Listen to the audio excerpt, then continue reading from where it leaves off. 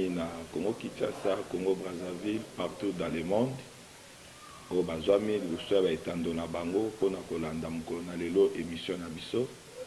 Ngai nde lelo mutu na bengisi ba palanganisi sango o to bengi na lopoto presse pour na yeba koloba de la part du Seigneur, c'est que le Seigneur Jésus-Christ m'a parlé pour na communiquer na mokili et surtout na peuple congolais au bazwami partout dans le monde pour na koyeba climat nini ezoleka na mboka na biso, surtout le climat prophétique, c'est-à-dire nous les prophètes de Dieu kutala ndenge nini Nzambe aza ko orienter biso pour na biso biso ba ko orienter mboka yango wana na pesi merci na bino nyonso batu bozolanda pe na bapanganisi sango bazali awa kasi yambo ete na loba makambo nini oyo toyeli awa na kolinga tobondela bisika nyonso mutu nyonso ozali okokanga na biso miso elongo po tobondela Seigneur Jésus-Christ.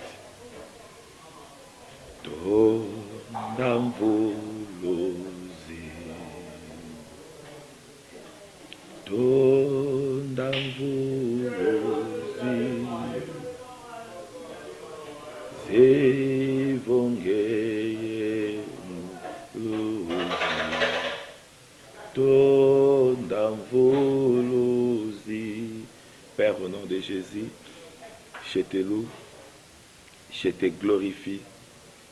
Louange à l'Esprit Saint. Gloire à ton nom. Merci, Papa, pour les dons de la vie, mouvement et l'être. Seigneur Jésus-Christ de Nazareth, te recommander moment au namaboko na yo. Saint-Esprit, zala na contrôle agnos, parce que la Bible dit c'est poussé par ton esprit que des hommes de Dieu ont parlé de la part du Seigneur. Saint-Esprit assisté biso, au nyonso et aussi la koleka awa, ezala pona lokumu ya mutute, ya mwana ya mutute, kasi ezala pona lokumu na yo. Et c'est dans le nom de Jésus, nous avons ainsi prié. Amen. Toko tanga mwa muke verset biblique, parce que tozolo bela makambo ya Nzambe, il faut Bible ezala pona ko orienter biso. Ndeko pesa nganzela na lobala mukanda Jérémie chapitre 23 verset 5. Je lis la parole de Dieu. Voici les jours viennent, dit l'Éternel, où je susciterai à David un germe juste. Il régnera à roi et prospérera. Il pratiquera la justice. Nakosote mouke na 14. Mais dans le prophète de Jérusalem, j'ai vu des choses horribles. Ils sont adultères. Ils marchent dans le mensonge. Ils fortifient les mains de méchants, afin qu'aucun ne revienne de sa méchanceté. Ils sont tous à mes yeux comme Sodome, et les habitants de Jérusalem comme Gomorrhe. 16. Ainsi parle l'Éternel des armées. N'écoutez pas les paroles des prophètes qui vous prophétisent. Ils vous entraînent à des choses de néant. Ils disent les visions de leur cœur et non ce qui vient de la bouche de l'Éternel. 18. Qui donc a assisté au conseil de l'Éternel pour voir, pour écouter sa parole? Qui a prêté l'oreille à sa parole, qu'il a attendu? 21. Je n'ai point envoyé ces prophètes, et ils ont couru. Je ne leur point parlé, et ils ont prophétisé.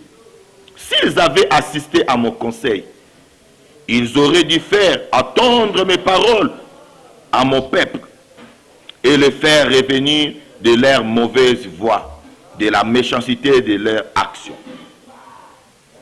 Wadezali message au Seigneur appelé Sibiso na mukanda ya Jérémie chapitre 23 au moins to bandaki na verset 5. Seigneur bazoloba, voici les jours vient, dit l'Éternel, où je susciterai à David un germe juste. Et pourquoi Seigneur appelé singa le verset au na lobela que Zamba linga a suscité un germe juste. Vous savez, selon la prophétie, Jérémie azolobela awa, Jérémie parlait avec le Seigneur Jésus-Christ. Ndengeni nzambe akobimisa na lignée ya David mutu ya bosembo. Oya komema peuple na ye na justice. Oya kosala ke pays ekota na repos. Et tant que Seigneur appelle singa verset oyo, Seigneur azoloba na ngai repos oyo bazoloba lelo na Jérémie eza esusu po na Jésus te. Parce que Seigneur Jésus-Christ de Nazareth et c'est ayaka. Et aujourd'hui azakati na biso. Seigneur alobi ezali message o natindi na mboka na bino. Parce que batu mingi bazo comprendre te makamuni nezo leka na mokili.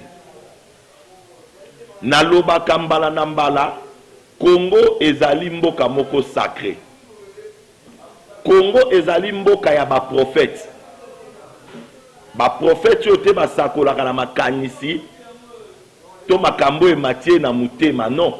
Ba prophète yo ba assistaka na conseil de Dieu. Omoni to tangi awa atuni nani assistaki na conseil na ngai. Il y a des prophètes qui ont assisté à la conseil de Dieu. Mais ils ont prophétisé. Totangi awa alobi, je n'ai point envoyé ces prophètes. Alobi natindi bangote. Mais bakimi. La précipitation. Alobi nalobi li bango pe l'autre côté. Mais ils ont prophétisé. Ndezali le problème. Seigneur est solo la nangai. Le monde entier et surtout pour Namboka Nabiso Congo, Moutounio Sazo Telema, Dieu m'a dit, Nzamba lobi nangai, Nzamba lobi nangai. Et c'est là Nzamba lobi nangai, Zoa Jérémie Oyo, Tanga yango, liboso ya peuple nangai balanda. Que batu Oyo bazo loba, makambu ya Congo, na conseil nanga nazo mona bagote. Batu bazo ba makambu ya Congo, na lobeli bango elokote. Bato bazoloba makambo ya Congo na tindi bango même pas. Ndetang bokotanga na Bible bokomona Seigneur Jésus azoloba ming bakoya na kombo na ye wana peto yebi yango batu ming bakoya na kombo ya Seigneur Jésus-Christ. Mais alobi bokoyeba bango na nini na misala na bango. Misala ezali nini? Mutaleki na daetandoike to liboso ya lingomba na ye liboso ya peuple ya Nzambe kopesa message ya mboka oyo eza sacré lokola mboka Congo, mboka oyo ya libula, mboka oyo bonzambe ya solo efandi nde awa ba prophète oyo baza na mission na mokili baza nde na Congo. Mais okomona mutaleki na télévision wapi koloba ke Nzamba lobeli. Bon, Nzamba lobeli onini? Oh, Fayou le président. Et ça m'a bêté Fayou là la président. Azan de biso congolais. Bon, Nzamba lobeli Fayou là la président. Et c'est à expliquer au ninge collègue. Parce que je sais que Fayou la consulté qu'après ma prophète est belé. Maintenant, ma prophète bolobi oui to monio obimi président. Prophète Zaka mutako batela la monio obimi président. Tanga na Bible otanga ba prophète batambola kina ba roi. Otali Samuel ndenga zo ko orienter même mukonzi mboka. Samuel akutana na David azalaka na roi te. Mais ayebisi ke Nzamba poniyo yondo za oyo ya Nzambe. Akutani na Saul azalaka roi te. Mais alobi ke Nzamba poniyo yondo diriger mboka et a orienter roi tina trône. On est allé rôle ya prophète. Tant ba konzi bazo ya envers nous. Bato bazo tia ba candidature d'abord bazo poser en wapi bazo ya ko luka biso tozo bala bangoni na moni ofandi na kiti ya bokonzi na moni yo yozo kamba mboka. Est-ce que yango wana? Non. Nde omoni sika Nzamba zoloba nani kati na bango assistaki na conseil na ngai ceux qui ba assista qui balingaki ba communiquer message na ngai et pas peuple na ngai ndenge sengeli. Mais ceux qui ba tu ba assister pa nzambe te da bazolo ba sentiment Bible lobi a biloko mitema na bango eza ba ndoto bazolota ba penser na bango nde bazo communiquer na peuple de Dieu. Oh bazolo be uti pa nzambe te donc mona ko ba ko expliquer te fayulu to moni yo ba voter yo ba voter yo makasi mais to moni ofandi na kiti te salake keba bokonzeza ya yo mais nzambe alobi boye soko sali boye te okokwea na boye. C'est ça un prophète. Un prophète il t'a apesi orientation to la direction divine. On joue pas avec Dieu. Notre Dieu est puissant. Opesi orientation divine que nzamba lobi tokosala boye tokozongisa boye tokosala boye et la personne a obéir la direction divine et nous baka réussir mbala moko. Mais ce qui lelo tozomona na mboka na biso batu bazotosa direction divine. Prophète lobi okosukola te pendant 3 jours ayoki pakola mafuta une semaine ayoki sala gêne ya sec muta ayoki mais maintenant après mutu kosi sa gêne ya sec atikali kaka les mêmes et loko ayo loke la prophète a joué la solution te. Nzambe akomi nzambe alokuta na Congo na ba prophète ya Congo nde esiko zomona batu mingi lelo bazolo ba mutuna o pourquoi zo ko attaquer ba prophète pourquoi zo bela mingi ba prophète nazo bela ba prophète parce que la Bible lobi bazo ba te ko laksa peuple na nganzela e kolanda bazo désorienter peuple na ngai et maintenant nzambe na lola akoti na mutuna nde komi ko loba la biso bon mekempe ko sola na peuple na ngai na lingi na beta sete na benda matoi. Prophétie nyonso ezali prophétie ya kotia misu te mais ezali ya ko examiner mais ngai ne nazoloba nazala besoin mutu nyonso andimanga te nazoloba parce que ça devoir na biso mais sur le terrain bino bapalanganisi sango peuple congolais partout bazali nde batu bakoyeba que message ni euti pa na nzambe wapi ba message o déjà et c'est réalisé lo lengeni nde batu bakotala mais soni ezali wapi parce que le kumu ya kombo na Yesu tonito kitisa yango na Congo que mutu aza na capacité sonité bobangité ya kotanga kombo na nzambe na ba sentiment ya mutema na ye pona nini bazoluka succès pona nini bazoluka mbongo pona nini bazoluka koyeba ndoko mona passer azobala keno muninga azoluka succès et c'est tokoluka succès na makambo nzambe mission na biso za ekoluka succès non to ekoluka succès te mais to ekoluka ba âme na biso so lelo tokomi koloba makambo mboka Congo parce que to moni ba prophète ba mususu bazoloba te bato bazana munoko koloba balingi koloba te et c'est là nzamba bandi ko susciter d'autres prophètes boloba mais mingi ba profiter na mupepe wana ba profiter na nini wana ba kotisa message o euti pa ina nzambe te na lingi na loba boye biso nyonso toyebi malamu élection elekaki na Congo.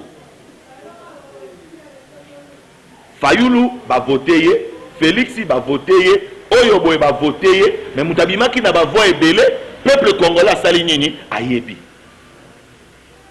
Félix kozala président mboka na biso ezaka grâce à Dieu.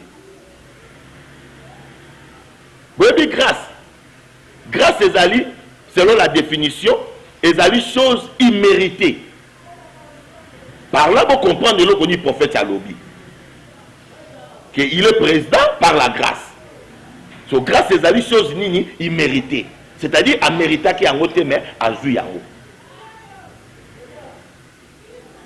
Nzambe nano atie mukonzi la mboko te. Ngaka zali prophète ya Nzambe. David yatambola kite pona koluka ba prophète batia mafuta.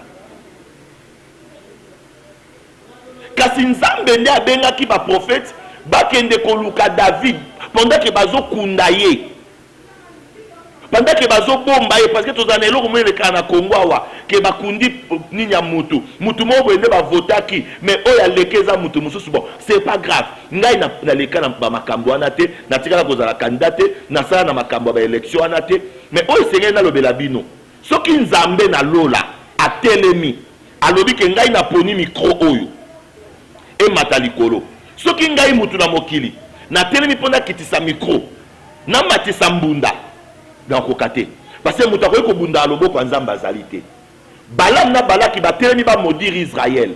Tant Balam a telemi alingi aloloba maloba ya laquelle mabe, Nzambe a changé yango. Et quoi maloba ya malam. Bake na punda po ba changer lié ya ko maudire Israël. Anja bimi na mopanga punda mo atambo ezata fandi kimia.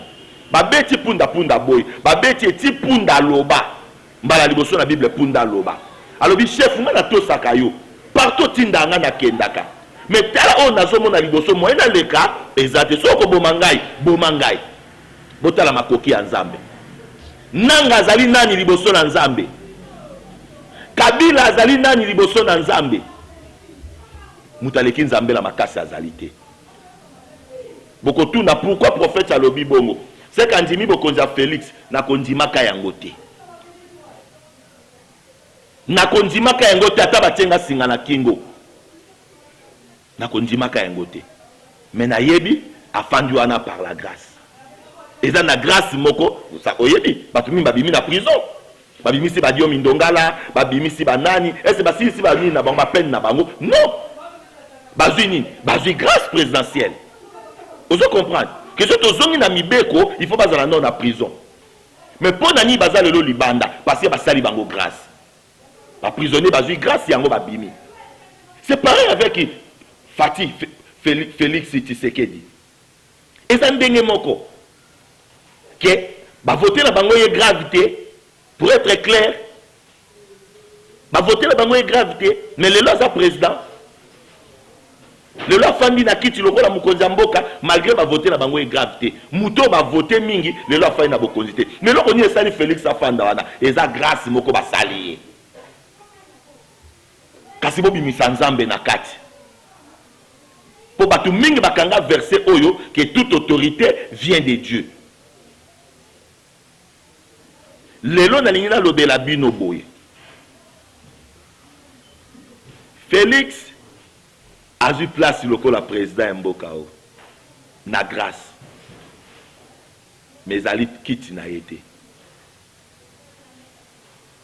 5 ans au yazana ngoya mandat.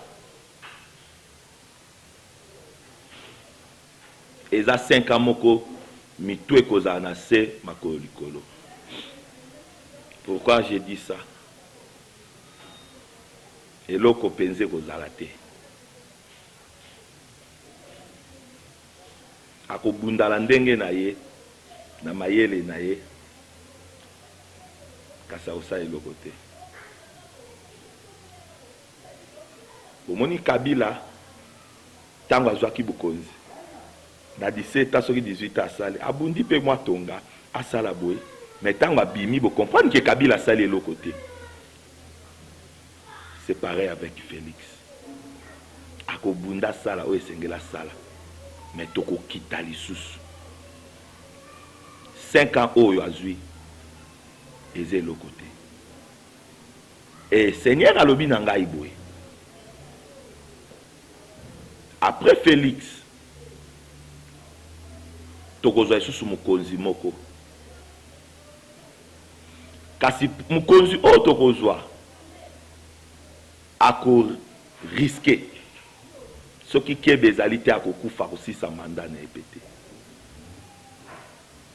Et 7e président, nazolo ba 7e président, yewana kozala mopona na Nzambe. Yewana ko bâtir hôtel ya Nzambe. Ezali 5e té, ezali 6e té. Mais il est 7e président. Nabanda Koloba depuis 2015. Que Nzambe a sola ki nangai kolobela ngai mopona miamboka oyo. Ba journaliste bazwa tan ko tu nanga lazala ki na précision sur yango te. Et lelo na talisi voix na ngai na mokili tozo ze la 7e président yenda zali on ya Nzambe. Pe tango akofanda na kiti ya bokonzi. Boko bunga te na makambo nyonso tout ekozala éclairé pe gloire ya Nzambe ekomonana na mboka na biso à 100%. Mungongo na Nzambe wana. Merci.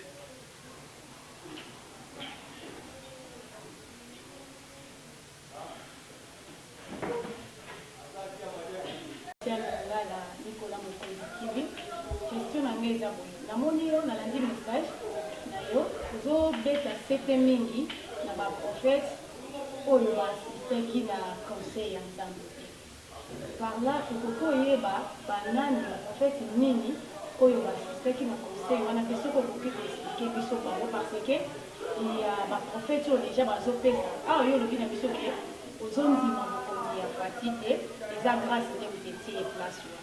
Tandis que le peuple yébike yende président Otozana yo le bina biso pour le mois Otozana président tega ibongo te Nzambe te mutache Nzambe te mutache tandis que le peuple yébike yende président wana peuple makamba bana bato est-ce que vous pouvez expliquer biso ba prophète banani nde oyo ba assisté qui na conseil ya Nzambe te. Merci maman.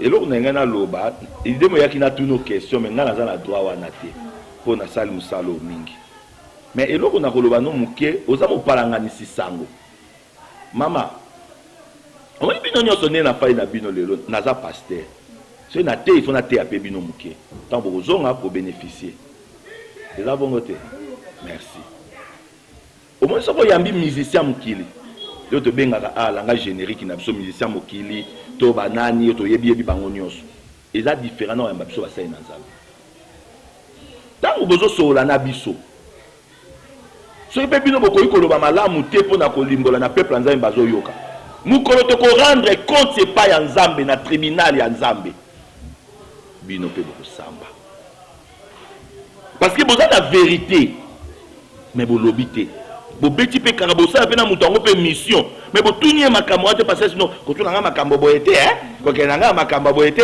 ozi yango obateli yango obombi mpo na barelation moko boye eza nango oke eza makambo ya Nzambe moi oyo naoloba siko eya makambo ya Nzambe bato baza na biso yo oza na miso te omona bango mais punda ya balamu na balaki bamonaka bango bagangi tokoki kozwa mbato ebi mpe te kozwi mbata me okomi na ndako olamuki te Nzambe azali somo oyoki azali somo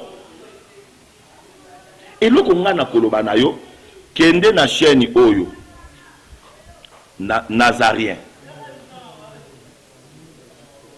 kende kotala na Nazarien okomona ba prophète nyonso basakolaki mpo na mboka nakotanga bakombo na bango amen nakotanga bakombo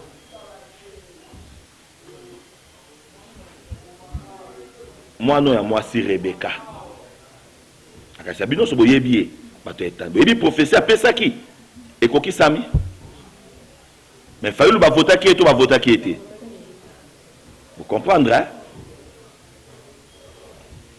bavote faulu makoni mokonzi te est-ce que Rebeka ayoka Nzambe te côté na la quotité est-ce Rebeka apesi message ya Nzambe correct est-ce assistaki na conseil ya Nzambe nga problème na ngezali ba prophète bazo atako luka Nzambe ero mona bona kata mituka bazo yenga oliaka ba makasu nzela mususu na lekake na kata Mercedes ya noir azo toka na kati manyoko eta ba ko prophète mission aye Nzambe azo balangai pourquoi ba bêtise boy oyoki Nzambe na kata manyoko to na kata nguba yami balé Rebeka to bolanda lobi bêtise quoi azoloba mais je ne sais pas qui peut être mais na mona ki mona moi sur la princesse à répondre bango Nzamba pambola ebisika sali na longo ya mibale Ezekiel prophète ya ba angelu oya lambela ka ba angelu na ndaku na ye na nzungu ni alobi Nzamba lobi na ye c'est Shadari ebelo ko sala nga somo Nzamba lobi na ye na besoin na bangote na problème na bangote mutu na mutu aza na nzela na ye mais bomoni verset Nzamba apesi ngai Nzambe ndatindi nga na répondre ba faux prophète na répondre ba prophète ya mensonge na répondre ba prophète ya libumu na répondre ba prophète ba fungoli ba chaîne bazoluka ba vie na bango ba abonné mata na makambo lukuta c'est Dieu qui m'a envoyé naza na audace ya koloba ya kobanga te ya koaffronter nani même si boteka la prison akati ya libulu même na tango Kabila na lobaki na répondaki bango et na kobanga te ti na tango opona loba vérité pour ça nazobela ba président na lobela Kabila face na lobela staff na face na bangaka te bokota bokomona ba émission na ngai et na ko continuer koloba soki Nzambe na ngai lelo suka na ngai liwa bakoya bazwi ngai mais soki Nzambe alobi te ata botinga na tono na kobima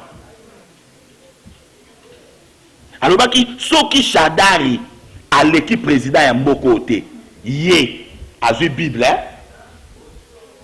mais pour que la Bible entière n'a pas sikato ya kala ezaka Bible ya kala et c'est ça passion de Bible à ta Bible n'a pas ma passolité Shadari à l'équipe nani a voté Shadari na mboko kwiti tonini ya voter Shadari nous a voté Shadari azate to longwe na Ezekiel to ye na prophète na biso mongo John Ngefa le binga na oluka succès John Ngefa za succès te succès YouTube to la télévision c'est du n'importe quoi il faut pas quitter non battre avec l'église na biso hein to tala avec o azala bandime belé o asala la campagne ya kangi balabala nde to banga biso bike yem tazo ba succès mais nyo surtout pesa vanité mais mutu azosa campagne na batebele to banga parce que na batebele ba koyamba Yesu et là on y a le bar na YouTube ko ba makembese ko ba mo ki mongo ya bêtise prophète moko azangi déontologie na éviter soka tanga pe classe ya malamu je ne sais pas parce que un prophète dédié on va apprendre ya la déontologie na eu diplôme à graduation 2 fois on m'a appris la déontologie et ça bloque comme sous prophète ko lobate ba bêtise boye kalanga asali kindumba asali makembese na Mobutu apesi Mobutu prostate Mobutu azan dekolanga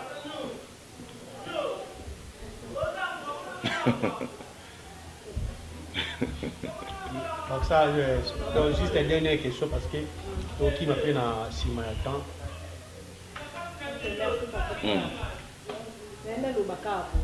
que bino nyonso ba prophète tellement tozoluka kimia po nyonso ozosala oluka pe ka kimia na mboka tellement tozoluka kimia bino nyonso déjà kozwa temps osangana bino nyonso boluka na nzambe taka ba prophète kino nzambe réponse au bino kozwa po nzambe fazaka baba te nzambe aloba boya na ngona na gouvernement ko osala ya bo ngala to encadrer la prière des nations na mangengenge wana oto osangisa ba prophète ebele mais ba matin mangenge ba kaboli division na mangenge yo okosangisa nini cornebef o bimi na linzanza na pondu o balambi bisika moko ekomini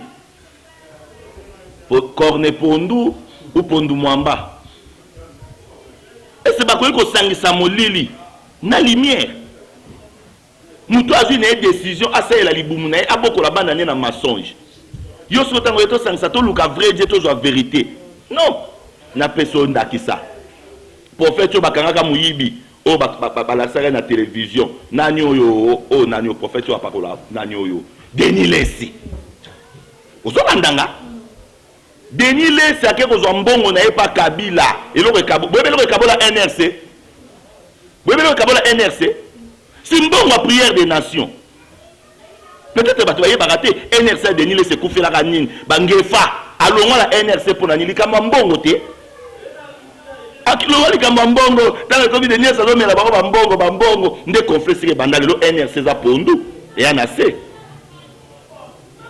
Denis Lesi sangisi église de Moindo église de Nini toke ko bonde na stade nzamba lobele mamomelo no loba Dieu m'a dit Denis a tellement le cas ba RTNC que nzamba lobi na ye to ça la prière des nations bangefa nyoso sima na ye po yeke mbongo akabila bakosala nini bakolia bakenda stade de martyr wana etonda te deuxièmement nzamba betisa mbula est-ce que modèle mbula beta na stade yo de popota momona mbula bongo jana la sabno mbula to kita liboki aboye to ya mbango soki mbula beti ozoki mbula beti ombume toboki on elongi yo to mona mbula beta nzamba lobi na lingi na ngaba lisanga ya kindoki oyo te wana eza lisanga ya kindoki mama biso to sangana na bangefa to sangana na bato ba Ezekiel to sangana na o mususu Schengen to sangana ekiri wana ezali to benga bango eza ba ekira ba nini oyo ya ba CD ba prophète ya ba information ya ba intuition ba prophète ya imagination ba prophète ya pondu ya koluka biloko ya kolia to ko sangana na bango te enga za besoin te na sala clique mo poto lobela Congo na lo bomona ngala YouTube na le kapa pamba na le kate tinzamba ko lobala ngaketize ana yo finanga mnoso banyo banga soki yozo bango bado finamu noko nga na leka kaka soki nzamba lobeli nga mwa mukie nde na saye nini na lobi soki nzamba lobi te au lobby de on a eu très profond dans l'année au malade mais bandoko ba yebi to ba mona ke ba sous prophète à la télévision à le bana sur YouTube. Est-ce que ba blog on sur ça la marana ça ka pona ko ba bien privé tout ça pour nous bien utiliser ba prophète ba ça et ça bien privé bilobi to ba mona misala na bango ozo comprendre muta fungoli chaîne na ye azoluka ba abonné mata ba il faut le ba mingi ale kaka air nyonso wali za ba bien privé suka lango batindela ye ale kala chaîne prophète air nya terre na église de air nya kenda zamba ko lukanza yo bimbula ngana tikinda ebimbula ngana tikinda ko na ola na ndako na ola na sima ebimbetu ngala elaka mais na ola na sima de fama lili ozolenga pona ni koyoka nzambe ko assister na conseil na ye ezamba yaka te eno sur mato te nzambe azako tiko na nous obondela ti apesho meloko muke meloko eza muke okomi bobi na il faut ekoma moi ezwa sens pona ta na sa nini na lobela peuple nzambe ndeta un message Jésus sans nous seni olobi ezaba bien privé pour ça les message à nzambe il faut se réaliser. Oui. Concernant moi, ba faux prophète batanga Jérémie 23 nzamba lobi akobeta bango etumbo ezali verset nimte ko loba ce n'est pas moi non suka la bango ngana ko kende na bango boye so le prophète a eu makambo ezala nzela na ko kipe ete Benjamin to ça la point de presse na ye o ya lobi kuna etali kaka ye moko lokola na moni makambo na kati eza kuna te moyena kota ezate so que moni makambo ko kisamite Benjamin ba yoka ngai na ko zongola ye le nouveau président le président Fati avec tous les OK, et votre numéro aussi parce que nous sommes arrivés déjà à la fin. Na pas ça Fati message na ngai message ici na pesi soki asali 5 ans na ye a déposé parce qu'il y a aussi la paix l'autre côté na 5 ans wana mais ce qui a sali 5 ans wana a déposé ce qui a déposé était à une élection normale nzamba a commis ce qu'on a tango atia point na ye mutu nyonso akotia kali pona ko empêcher nzamba ko bundisa ye yango na ko koloba pona numéro na batu nyonso baza nango besoin parce que bientôt nazo na mois de juillet nazo kende code de guérison na en France na en Allemagne na ça la tournoi prophétique au Bénin numéro 0 plus 243 89 73 51 339 plus 243 89 73 51 339 soko lingo finganga ko benganga te poko lakela mambala moko. Ouais, merci. Si nous sommes arrivés à la fin, là c'était le prophète Bob David Lusamba. Bon, au Yalobi, ça l'a rajouté. Tchake pe mérité, la CFP Mundu qui te poyo a sakola manso oyo auti ko sakola awawa. Na geti sama to wango ke so to kufa pona sile zali pe na mort moko initi, mi voto kufa pona liberté.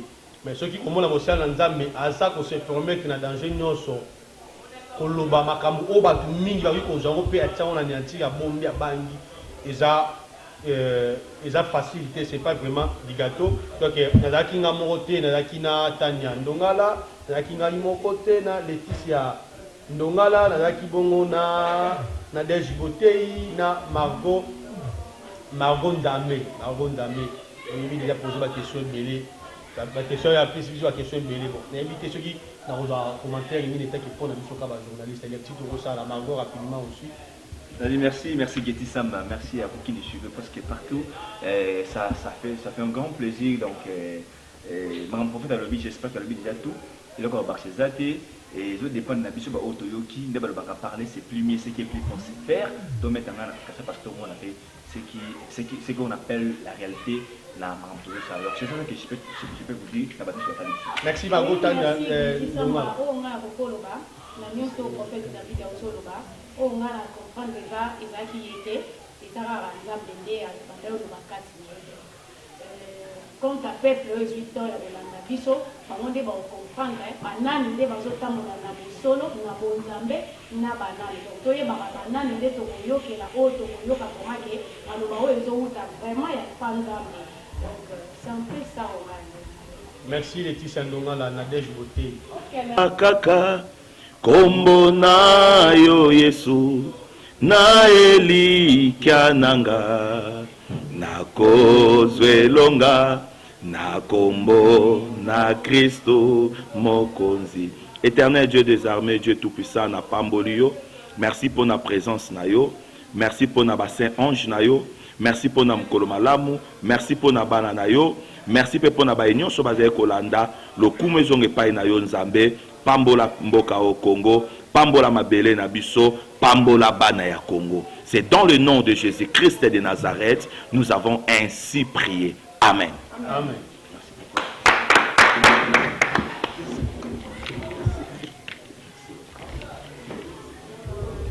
beaucoup.